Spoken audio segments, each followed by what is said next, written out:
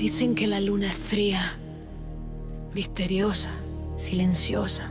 Sí, claro. Hasta que la escuchas en madrugada regañando a los borrachos del barrio. Pero bueno, esta es la historia de Mamaquilla, la diosa que ilumina el cielo cuando Inti se va a dormir. O cuando está cansado, que es casi siempre. En un tiempo sin relojes ni televisores prendidos, Mamaquilla apareció para alumbrar a los perdidos.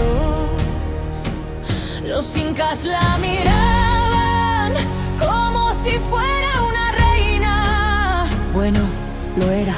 Y sigue siendo, y no como esas reinas de Instagram. Y sí, brillaba un montón, pero no porque fuera presumida, aunque tampoco le molestaba. Mamaquilla, madre luna, dueña de todas las noches, la que brilla, la que guía, y la que te ve cuando comes a escondidas. Una vez lloró de pena por un desastre en las alturas y sus lágrimas cayeron. Sí, exacto. Fue lluvia a los incas, milagro. Pero era lluvia, amigos.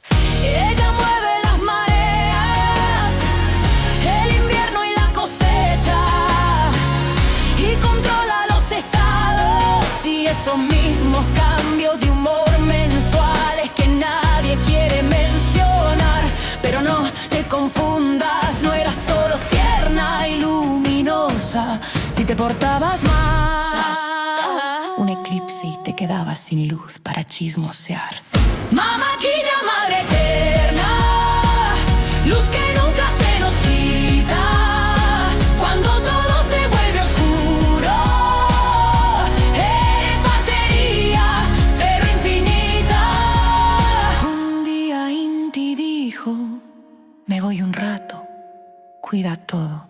Y ella respondió: un rato, tú nunca vuelves temprano. pero igual cuida el mundo, lo sostiene y lo equilibra. Y cuando la noche pesa, su luz siempre nos abriga. Mamaquilla, luna madre, reina blanca protectora, tu poder nunca se apaga, y si te ocultas sin ti llora. Madre sabia, madre fuerte, dueña de la noche entera, y si ves a alguien robando, Avisas pues que no eres adorno. y así termina esta historia, la de la diosa más brillante, la más elegante y la única que puede decir: Yo sí me veo bien en todas mis fases. oh, oh, oh, oh.